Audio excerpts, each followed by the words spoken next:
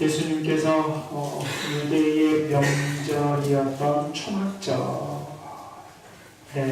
중간쯤 되어서 우리가 어떤 면에서 보면 절정이라고 이야기할 수 있죠. 유대의 명절의 절정이었던 이 초막절 중간쯤 되어서 예수님께서 예루살렘 성전에서 가르치시기를 시작한 거죠. 이 가르치시기를 시작했을 때에 유대인들은 예수님의 그 가르치심을 듣고 놀랐습니다. 왜 놀랄 수밖에 없었냐면 유대인들이 가지고 있는 그 선입견은 예수님에 대한 선입견이 어째요? 그 사람이 배우지 않았다라는 거죠. 그 사람이 배우지도 않았고 또 그를 알지는 못할 터인데 어떻게 이렇게 잘 가르칠 수 있냐, 즉 어떻게 이러한 전문적인 식견을 가질 수 있냐, 자기들이 가지고 있는 것조차 자기들이 알지 못하는 것조차도 전문적으로 하나님 나라의 비밀에 대해서 가르치는 것을 보고 이 유대인들은 놀랬습니다. 이 놀라는 이 상황을 보면서 예수님께서 뭐라고 말씀하시냐면 나는 내 교훈의 것이 아니요 나를 보내신 이의 교훈이다. 당시에 보면 유대인들은 어떤 때 가르쳤냐면 어떤 랍비들에 의하여서 누가 이렇게 이야기하더라 하는 형식으로 가르쳤는데 예수님은 친히 자신을 보내신 하나님의 말씀, 하나님께서 주신 그 교훈을 통하여 직접 이렇게 가르치신. 자, 이러한 상황 속에서 예수님께서는 결코 외모로 사람을 판단해서는 안 된다라고 말씀하시죠. 그래서 정말 우리가 살아가는 삶 속에서 무엇보다도 우리가 사람을 볼 때에 외모를 보고 사람을 판단해서는 절대 안 됩니다. 우리가 잘못하면 사람의 선입견을 가지고 내가 가지고 있는 선입견을 가지고 외모를 보고 그 사람을 판단해 버린다면 큰 죄를 범할 수 있는 거죠. 그래서 결국 우리는 외모를 가지고 판단해서는 안 되고요. 자, 예수님께서 이렇게 예루살렘 성전에서 가르치실 때 한 사람이 예수님을 보고 뭐라고 이야기하냐면 이는 그들이 죽이고자 하는 사람이 아니냐라고 이야기하죠. 이는 그들이 죽이고자 하는 사람이 아니냐. 그들은 누구예요? 유대 종교 지도자들입니다. 그러니까 여기 25절 말씀을 보면 말씀을 가르치실 때 예루살렘 사람 중에 어떤 사람이 일어나서 예수님을 향해서 이는 그들이 죽이고자 하는 사람이 아니냐 이렇게 말씀한 것은 지금 유대인들이 어떻게 해서라도 예수님을 찾기만 하면 예수님을 죽이려고 하잖아요. 그런 상황인데 지금 이 예루살렘의 어떤 사람이 이렇게 일어나 이는 그들이 죽이고자 하는 사람이 아니냐라는 이 말씀을 보면 어떤 면에서 보면 당시의 상황들이 많은 사람들이 어떻게 알고 있냐면 예수님을 찾기만 하면 유대인들이 어떻게 해서라도 예수님을 제거하려고 하는 그러한 상황임을 예루살렘에 있는 사람들이라는 대부분이 알고 있었다는 사실들을 이 예루살렘의 어떤 사람이 이는 그들이 죽이고자 하는 사람이 아니냐라는 말 속에 이렇게 우리가 볼 수 있습니다. 자, 그러면서 이 사람이 이렇게 이야기하면서 뭐라고 하냐면 이 사람은 당국자들이 이 사람을 찾고 있었지 않느냐. 그런데 이 사람이 지금 다시 말하면 예수님께서 예루살렘 성전에서 가르치시잖아요. 예루살렘 성전에서 하나님 나라의 비밀에 대해서 가르치실 때에 전혀 침묵하고 있어요. 침묵하고 있으니까 결국 어떻게 이야기를 하냐면 뭐예요? 당국자들이 결국은 이 사람을 그리스도로 알고 있지 않느냐. 그리스도로 오늘 여기 26절에 말하잖아요. 당국자들은 이 사람을 참으로 그리스도인 줄 아는가? 그러면 이 말씀을 통해서 볼 때 당국자들이 결국은 이 유대인들이 예수님의 가르치신 예수님께서 지금 예루살렘 성전에서 가르치신 내용을 보고 침묵하고 있었다는 것은 결국은 이 사람이 하는 이야기는 뭐냐면 그 침묵은 결국 예수님을 뭘로 인정한다는 거예요. 그리스도로 인정한 것이 아니냐 이렇게 이야기를 한 거죠. 여러분, 분명히 지금 유대인들은 예수님을 죽이려고 하거든요. 그런데 예수님의 가르치심은 예수님께서 가르치시고 계실 때 침묵하고 있다. 침묵은 뭐예요? 당시의 랍비들의 견해에 의하면 이 침묵은 인정하는 것이 되는 거예요. 뭘로 인정하는 거예요? 그리스도로 인정하는 것이 되는 거예요. 그러니까 이 사람이 일어나서 예루살렘에 사는 이 사람이 일어나서 하는 말이 그 말이에요. 결국 지금 이분을 예수님을 찾기만 하면 죽이려고 한 사람들이 결국 예수님의 가르침을 듣고도 침묵하고 아무 말도 하지 않고 있거든요. 그 아무 말도 하지 않는 내용을 보면서 이 사람이 하는 말이 그 말이에요. 참으로 네가 그리스도인 줄 아는가? 이렇게 지금 이 말을 하고 있어요. 실질적으로 요한복음 7장 1절과 13절과 25절 말씀을 보면 예수님은 당시의 요주인물이에요. 어떤 면에서 요주인물로 부각되고 있냐면 당시의 유대인들이, 즉 다시 말하면 유대 지도자들이, 종교 지도자들이 예수님을 잡기만 하면 죽이려고 해요. 그러니까 요주인물로 떠 있어요. 예수님을 보기만 하면, 잡히기만 하면 죽이려고 하는 내용들을 이 요한복음 7장 1절과 13절 25절의 말씀을 보면 통해 볼 수 있는데요. 그런데 지금 예루살렘 성전, 즉 다시 말하면 많은 인파들이 몰려들었잖아요. 뭘 지키기 위해서요? 예루살렘 성전에 명제를 지키기 위해서, 유대인의 명절, 초막절을 지키기 위해서 많은 이 사람들이 모여들었는데 명절의 절정이라고 이야기할 수 있는 그 시간에 예수님께서 성전에서 자신을 드러내시고 말씀을 지금 가르치기 시작한 거예요. 이 말씀을 가르치기 시작했을 때, 그렇다면 분명히 지금 유대 종교 지도자들은 저분 예수님이라는 사실을 안다면 일반적인 사람들이 생각한 것은 뭐예요? 빨리 잡아야 돼요. 근데 잡지 않고 오히려 예수님이 가르치시는 동안 정말 손을 내지 못하는 그러한 상황이 된 거예요. 그래서 이러한 상황이 되었을 때에 결국 이 사람은 의아한 거죠. 이 예루살렘에 사는 사람들은 의아해요. 왜 잡지 않은 거지? 예수님 자신을 지금 드러내서 예수님께서 예루살렘 성전에서 가르치고 계심에도 불구하고 왜 아직 잡아가서 이 체포에 가지 않은 거지? 이렇게 의아하면서 하는 말이 뭐냐면, 그렇다면 저 사람들이 유대 종교 지도자들마저도 예수님께서 그리스도임을 인정하는 것이다. 뭘 함으로요? 침묵함으로, 아무 말을 하지 않음으로, 그런 것이 아니냐라는 내용이 지금 25절 이하에 말씀하고 있음을 봅니다. 자, 그러면서 이 사람이 오늘 여기 한 말씀을 보세요. 27절에 한번 보시면 뭐라고 이야기를 하냐면, 그러나 우리는 이 사람이 어디서 왔는지 안다. 그리스도께서 오실 때에는 어디서 오시는지 아는 자가 없으리라 하는지라. 자, 이 말씀을 보면 이 예루살렘에 사는 이 사람이 지금 말을 하고 있어요. 말을 하면서, 그런데 우리는 안다 그래요. 여기서 안다라는, 예수님을 안다 그러거든요. 안다라는 개념은 어떤 개념을 써서 여기서 지금 예수님을 알고 있다라는 개념을 쓰고 있냐면, 그것은 어떤 친밀한 교제를 통해서 안다라는 개념이에요.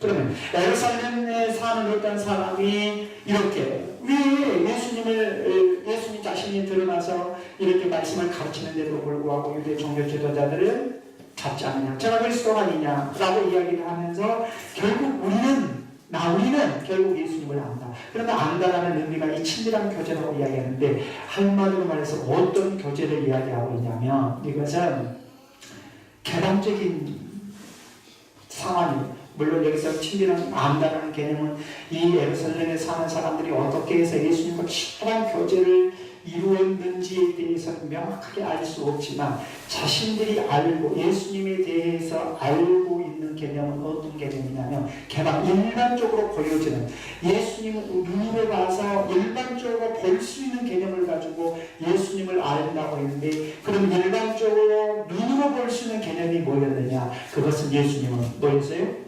목수의 아들이고, 요셉의 아들이고, 그 다음에 누구예요? 요셉의 아니 뭡니까? 자기 형제들도 알고 있고, 일반적인 개념을 통해서 안다는 거. 자, 그러면 이 사람이 예수님을 안다고 이야기할 때 일반적인 지식, 눈에 보여진 것을 통해서 결국 예수님을 알았다.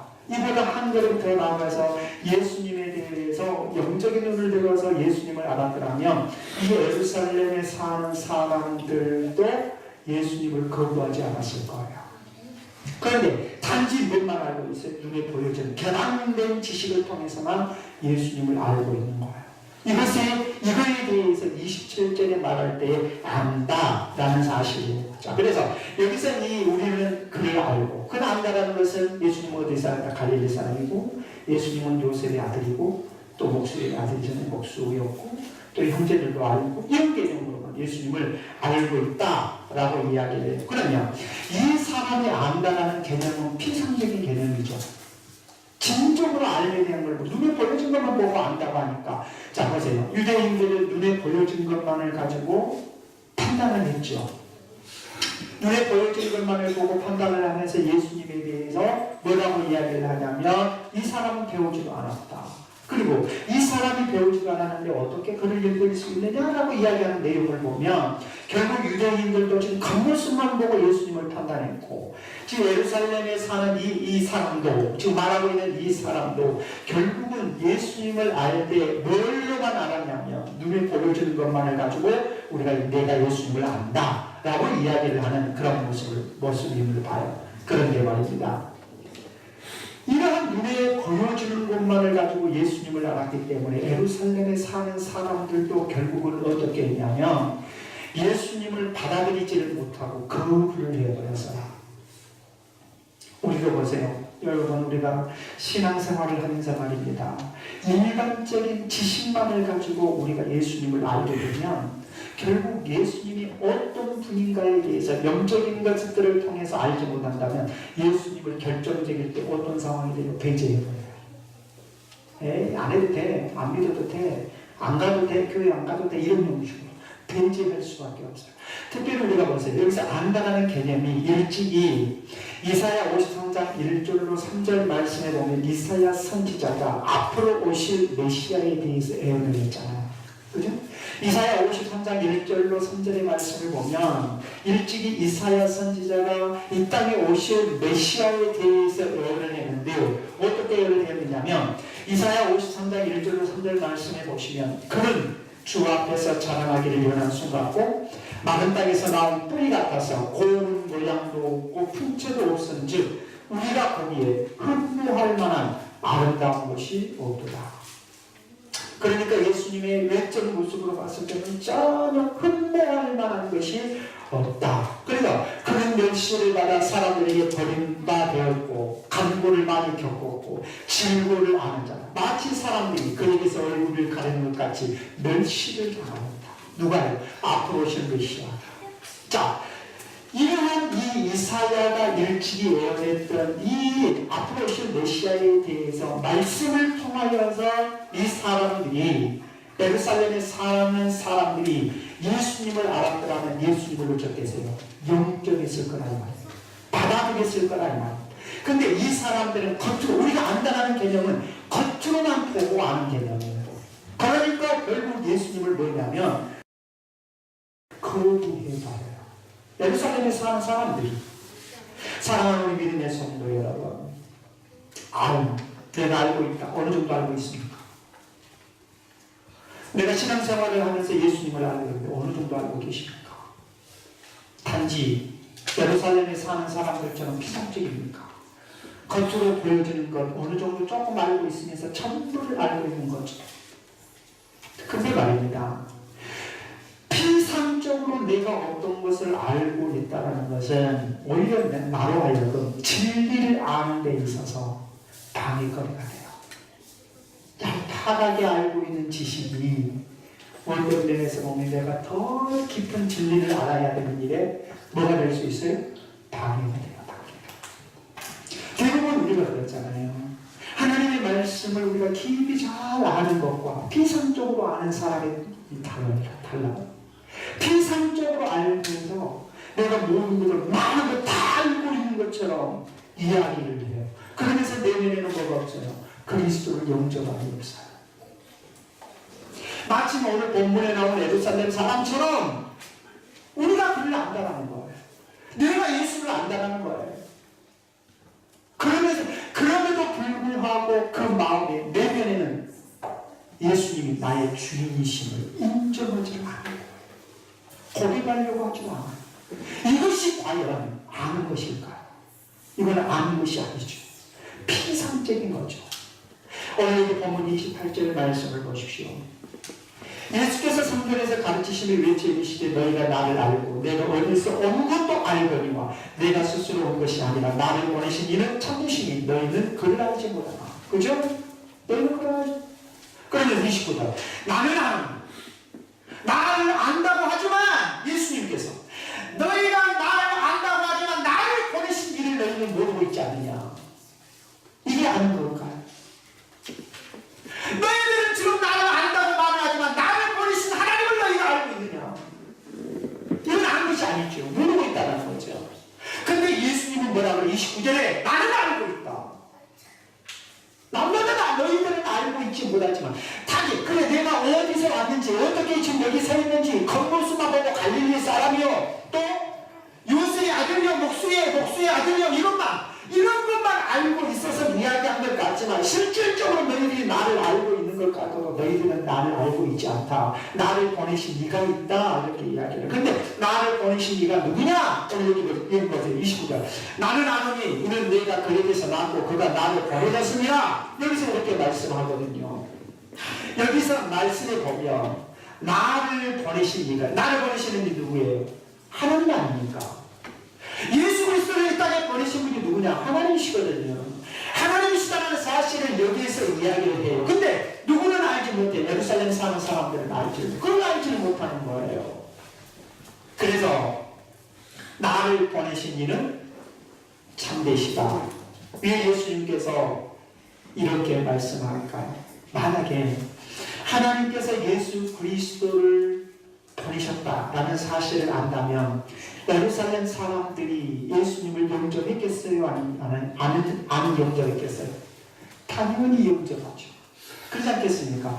만약 정말로 안다라는 개념 속에서 하나님은 예수 그리스도를 이 땅에 보내셨다. 뭐하러 보내셨어요? 구원하시기 위해서. 이 사실을 명확하게 안다면 이 유대인들 떠나서 예루살렘 사는 사람들은 예수님을 당연히 영접하게 되는 거예요. 그런데 결국 예수 그리스도를 영접하지 않았다는 것은 누구를 모르고 있는 증거예요? 하나님을 모르고 있다는 증거죠. 그죠? 자신을 보내신 예수님 자신을 보내신 하나님을 모르기 때문에 누구를 영접하지 않는 거예요? 그리스도를 영접하지 않는 거죠.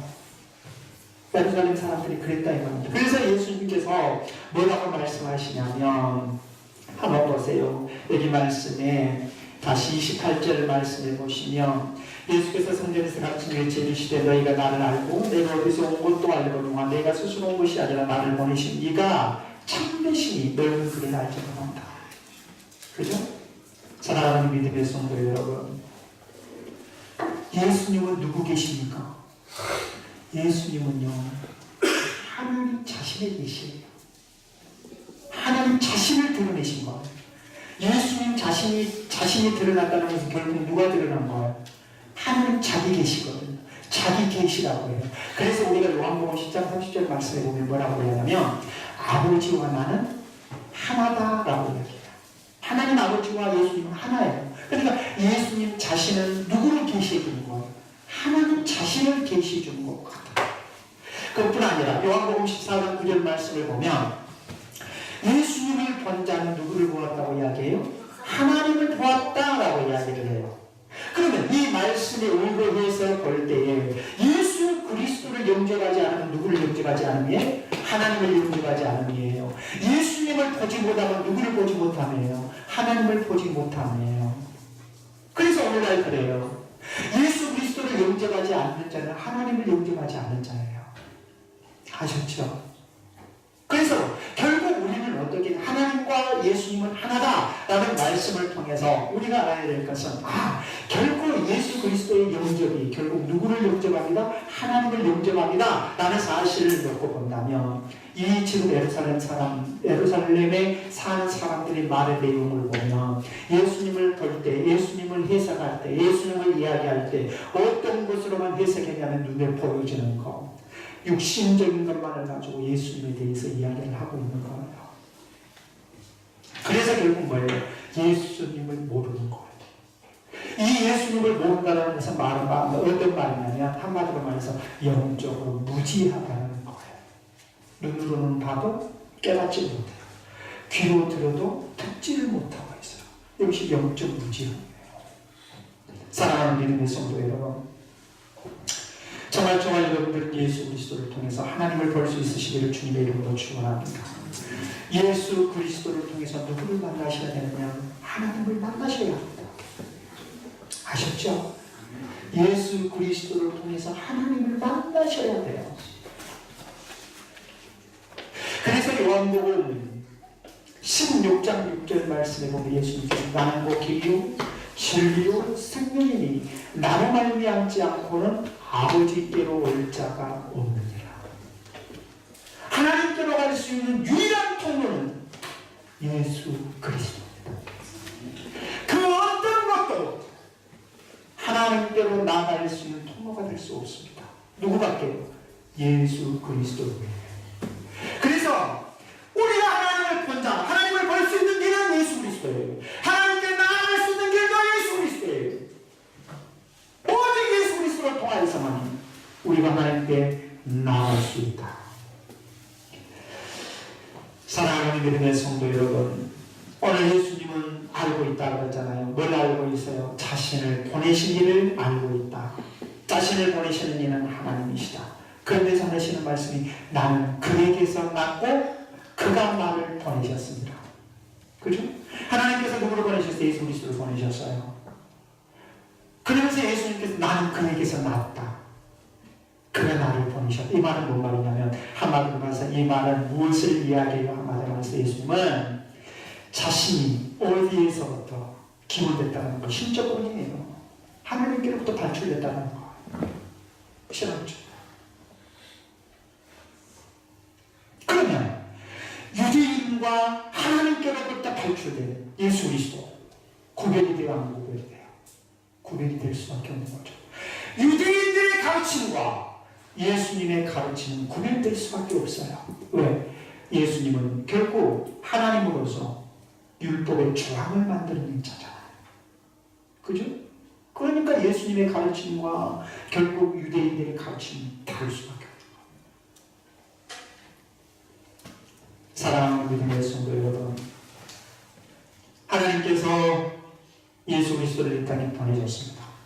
그리고 하나님께서 예수 그리스도를 이 땅에 보내셔서 예수 그리스도를 통해서 하나님 자신을 드러내셨습니다. 이것이 요한복음 1장 18절입니다. 자, 그렇다면 예수님 자신의 본질은 뭐예요? 예수님 자신의 본질을 뭘 통해서 가르치셨느냐? 지금 성경에서 가르치고 계십니다. 그러니까 유대인들과는 아주 다른 거지요. 자, 이렇게 예수님의 가르침을 듣고 있던 유대 종교 지도자들이 결국 예수님에게 손을 대려고 했잖아요. 예수님에게 손을 대려고 했지만 결코 손을 댄 자가 아무도 없었어요. 여기 30절 말씀을 한번 보십시오. 그들이 예수를 잡고자 하나, 그들은 누구겠어요? 종교 지도자들이겠지요. 그들이 예수를 잡고자 하나 손을 대는 자가 없으니 이는 그의 때가 아직 이르지 아니하였습니다. 자, 유대 종교 지도자들의 마음은 충동이라 빨리 잡고 싶은 거, 빨리 잡아야 되겠다는 거. 그런데 그들이 잡으려고 해도 그 누구 하나 예수님에게 손을 댄 자가 없다. 그 이유가 뭐예요? 아직 그의 때가 되지 않았다. 여기서 아직 그의 때가 되지 않았다라는 것은 뭘 이야기하냐면, 쉽게 표현하면 그것은 유대 종교 지도자들의 마음이 바뀌었다든가 또 유대 종교자들의 마음이 너그러워서 그렇다 이게 아니고 하나님은 순간적으로 개입하신 거죠. 그리고 아직 예수 그리스도께서 이 땅에 오셔서 인류를 위해서 죽으셔야 할 시간이 안 된 거예요. 이게 하나님의 때가 안 된 거예요. 그렇다면 이러한 모든 상황을 보면 모든 것이 어떻게 세상이 움직여져 가고 있는가를 봐요. 그것은 하나님의 때가 있다는 거예요. 그렇죠? 예수 그리스도께서 이 땅에 오셔서 십자가 위에 달리시고 십자가에서 죽으시는 것도 하나님이 정하신 때가 있어요. 아무렇게나 된 거 아니에요. 그러면 오늘 저와 여러분의 삶 속에서도 뭘 생각하셔야 되겠습니까? 내 뜻대로 마옵시고 아버지 뜻대로 되기를 원합니다. 이런 기도를 할 수 있으셔야죠. 내 뜻대로 해달라고 고집 피우고 울고 엉엉하다가 결국은 내 뜻대로 되지 않으니까 믿음을 포기해버리고 하나님을 원망하고 외면하고. 그러나 오늘 우리가 이 성경을 놓고 보면 보세요. 아무리 유대 종교 지도자들이 예수님을 잡아 죽이려고 해도 하나님께서 허락지 않으면 안 되는 거예요. 하나님의 때가 되지 않으면 안 되는 거예요. 아무리 손을 대서 잡으려고 해도 손도 잡아도 무산되는 거예요. 그렇다면 이 말씀을 통해서 우리가 알아야 될 것은 결국은 모든 것들이 하나님께서 원하시는 계획을 따라 움직여지는구나. 때가 있구나. 그러면 저와 여러분들은 어떻게 해야 돼요? 하나님의 때를 기다릴 수 있으셔야죠. 아셨죠? 하나님 내 원대로 마옵시고 아버지 뜻대로. 그러니까 우리가 기도할 때도 그래야 돼요. 기도할 때도 어떤 기도를 하셔야 돼요. 막 내가 원하는 대로 바라는 대로 막 해달라고 하지 마시고 그러나 내 뜻대로 하지 마옵시고 아버지 뜻대로 하옵소서. 이것이 기도예요. 근데 우리는 내 뜻대로만 기도해놓고 내가 원하는 대로만 기도해놓고 안 해준다고 해서 삐지고 내 기도가 안 들어준다고 해서 내가 아무리 기도해도 내 기도가 안 들어주고 하나님 때까지 기다리고 오셨습니까? 기도하면서 정말 하나님께서 일하실 때까지 기다리고 오셨습니까? 우리가 그런 믿음을 가지셔야 되잖아요. 사랑하는 믿음의 성도 여러분, 오늘 여기 말씀에서도 보면 하나님의 때가 되지 않았다는 것은 하나님의 개입하심이 아니겠습니까? 자, 그런데 많은 사람들이 예수님께서 성전에서 가르치셨을 때에 예수님을 믿었지요. 근데 예수님을 믿었을 때에 31절을 한번 보실래요? 우리 중에 많은 사람이 예수를 믿고 말하되 그리스도께서 오실지라도 그 행하실 표적이 이 사람이 행한 것보다 더 많으니라. 이 말씀을 보면 예루살렘에 사는 사람들이 결국 어떻게 했냐면 많은 사람들이 예수를 믿었어요. 근데 예수를 믿었는데 이 31절의 의거에서 보면 보세요. 이 31절에 믿었음에도 불구하고 어떤 의문을 제기하냐면 그리스도께서 오실지라도 그 행하실 표적이 이 사람이 행한 것보다 그러니까 아직 그리스도가 알았다는 거죠. 그럼 그리스도께서 오셔서 표적을 행한다 할지라도 지금 누구예요? 예수님보다 더 행한 것보다 더 많겠느냐? 그러면 이 말씀을 놓고 보면 성경에서는 명확하게 기적에 대해서 이야기 안 해요. 그럼 예수님께서 지금 이 사람보다 더 많은 표적을 행하느냐? 이 말씀을 보면 예수님께서 많은 표적을 행했다는 걸 안 행했다는 거. 행했다는 거거든요, 지금. 예수님께서 많은 표적을 행했다, 어떤 표적을 행했다라고 구체적으로 이 말씀을 기록하고 있지는 않지만 이 31절의 얼굴을 이 말씀을 놓고 보면 예수님께서 많은 표적들을 지금 행하셨어요. 행하셨는데 그러면 많은 표적을 행하셨을 때 이 예루살렘에 사는 사람들이나 유대인들조차도 예수님을 믿었을 때 그 믿음은 어디에 근거한 믿음이에요? 표적에 근거한 믿음이에요. 이 표적에 근거한 믿음을 가지고 있었는데 그럼 이 표적의 근거를 가지고 있는 이 믿음 그러니까 어떻게 해서 눈은 무엇인가가 보여줘야 돼. 나타나야 돼. 우리에게 표적을 보인다는 거예요. 그래야 믿겠다라는 거예요. 자, 그러면 지금 이 예루살렘에 사는 사람들이나 유대인들조차도 많은 사람들조차도 예수님을 믿었음에도 불구하고 여전히 믿음을 가지고 있음에도 불구하고 어떤 믿음을 가지고 있냐면 안경을 쓰고 있어요. 어떤 안경을? 색안경을 쓰고 있어요. 어떤 색안경이냐 무엇인가를 보여줘야 된다는 거.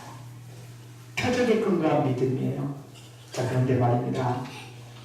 이 표적에 대한 믿음을 가진 것, 이것은 어디에까지 나가야 되냐면 결국 그리스도께서 나의 하나님이시다. 주는 그리스도시요 살아계신 하나님이라는 이 믿음의 자리까지 나가야 되는데 그들은 거기에 머물러 버렸어요. 거기에 머무르니까 나중에는 어떤 일이 일어나냐면 우리가 성경을 읽어다 보면 예수님께서 이제 잡히시고 십자가를 지시고 고난받으실 때 이들 다 예수님을 떠나버리잖아요. 어떠한 믿음이? 표적에 근거한 믿음. 여러분, 오늘 저와 여러분들은 말입니다. 신앙을 갖때 눈으로 보고 보여지는 거에 의한 믿음이 아니라 하나님의 말씀에 근거한 믿음을 가지시기를 주님의 이름으로 축원합니다. 이 믿음을 가지시 눈에 보여지는 것은 변할 수 있어요. 눈에 보여지는 건 변할 수 있어요. 눈에 보여지는 것은 변할 수 있기 때문에 지금 보세요. 많은 사람들이, 많은 무리들이 예수님을 믿었지만 결국 그들의 믿는 믿음은 표적이 눈에 보여지는 거예요. 그러면 앞으로 표적이 안 일어나면 안 믿을 수 있다는 거예요. 오늘 저와 여러분도 믿음이 또 마찬가지예요. 내가 무엇인가를 눈으로 확인해야만 되겠다. 도마가 그랬잖아요. 부활의 주님을 놓고 예수님이 부활하셨다는 소식을 듣고 이 도마가 내가 옆구리를 창자국을 보고 손에 못자국을 보지 않고는 믿지 않겠다고 이야기했잖아요. 근데 예수님께서 나타나셔서 말씀을 풀어주셨고 그가 다시 어때요? 예루살렘으로 올라가는 그런 모습 속에서 그러면서 예수님께서 이 도마에게 하시는 말씀이 뭐냐? 보고 믿느냐 보지 않고 믿는 자가 복되다. 그래서 히브리서 11장 1절 말씀에 보면 우리는 믿음을 뭐라고 이야기하냐면 믿음 바라는 것들의 실상이다. 이렇게 말씀하고 있습니다. 사랑하는 믿음의 성도 여러분, 정말 저와 여러분들이 믿음을 가지시되 예수 그리스도는 나의 주시오 나의 하나님이심을 믿는 그 믿음의 자리까지 나아가시기를 주님의 이름으로 축원합니다. 하나님은 예수 그리스도는 나의 메시아입니다. 우리는 그 자리까지 나아가시라. 기적을 베푼다네. 예수 믿으면 도와준다네. 예수 믿으면 복을 받게 한다네. 예수 믿으면 모든 것을 형통하게 한다네. 이 자리에서 머물려고 될 것이 아니고 예수 그리스도는 나의 구주, 나의 하나님 대심을 고백하는 자리까지 나가시라. 이것이 바로 뭐냐? 믿음입니다. 이것이 바로 우리가 가져야 할 신앙이라 이 말입니다. 자, 이렇게 상황이 전개될 때 많은 사람들이 수군거리기 시작했어요. 많은 사람이 32절 말씀에 보면 수군 하기 시작했죠. 이 소리를 누가 들었어요? 바리새인들과 대제사장들이 들었죠. 그리고 이 바리새인과 대제사장들이 그 소리를 듣고 예수님을 잡으려고 아랫사람을 보냈다. 여기서 아랫사람을 보냈다는 것은 누구예요? 성전 경비대들, 성전 경비대들을 보냈어요. 이 성전 경비대들을 보내가지고 예수님을 잡기 위해서 보냈어요.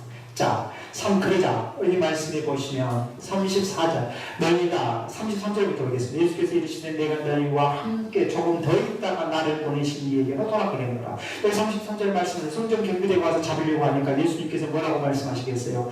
내가 너희와 함께 조금 있다가 나를 보내신 이에게 돌아가겠다 라고 이야기하잖아. 34절 너희가 나를 찾아도 만나지 못할 터이요 나 있는 곳에 오지도 못할 것이다. 이렇게 말씀해요. 나 있는 곳에 오지도 못한다. 예수님께서 이렇게 말씀했는데 이 말씀은 어디에 가겠다라고? 하나님 나라에 간 걸 의미하잖아요. 그죠? 앞으로 부활하셔서 승천하시고 그러니까 죽으셨다가 부활하셔서 승천하셔서 하나님 나라에 갈 것을 이야기하고 있어요. 그런데 이 이야기를 했을 때 유대인들은 알아들어요? 못 알아들어요? 전혀 못 알아들어요. 뭔 말을 하고 있는지 알아듣지 못. 왜 뭔 말을 했는지도 알아듣지 못하냐면 왜 그러겠어요? 영적 무지예요. 오늘 우리도 그러잖아요. 내가 영적으로 무지해지면요 말씀을 들으면 뭔 말인지 알아들을 수가 없어요. 동문서답 해요. 오늘 본문에 보면 예수님께서 말씀하시는데 유대인들이나 무리들은요 예수님께서 하신 말씀의 의미를 깨닫지 못하고 동문서답을 해요. 내가 엉뚱한 이야기를 하고 있어요. 예수님께서 하나님 나라의 갈 거에 대해서 이야기했을 때에 35절에 보세요. 뭐라고 엉뚱한 소리를 이야기하고 있는지 한번 같이 한번 읽죠. 시작. 이에 유대인들이 서로 묻되 이 사람이 어디로 가기에 우리가 그를 만나지 못하리요. 헬라인 중에 흩어져 사는 사람에게 가서 헬라인을 같이 자 예수님께서 지금 하나님 나라에 갈 거에 이야기하고 있잖아요. 근데 이 유대인들은 지금 어디에요? 디아스포라, 즉 다시 말하면 흩어져 사는 유대인들, 헬라에 사는 흩어져 사는 유대인들에게 가서 거기 가서 말씀을 전하려고 어느정도 뻔뻔하고 있어요. 이것이 뭐냐? 영적 무지의 소치예요. 근데 오늘 여기 말씀에 34절에 보면 예수님께서 자 너희가 나를 찾아도 만나지 못할 터이요 나 있는 곳에 오지 못하리라. 나 있는 곳에 오지 못한다는 말인 거예요. 예수님께서 어디 가시죠? 하나님 나라에 가시죠. 예수님께서 하나님 나라에 승천하실 것을 이야기하셨는데 나 있는 곳에 너희는 오지 못할 것이다 라는 말씀에 보면 결국 어떤 자가 하나님 나라에 오지 못할 것을 이야기하냐면 예수 그리스도를 거부하는 자는 절대 하나님 나라에 오지 못한다. 아셨죠? 지금 이걸 이야기하고 있는 거.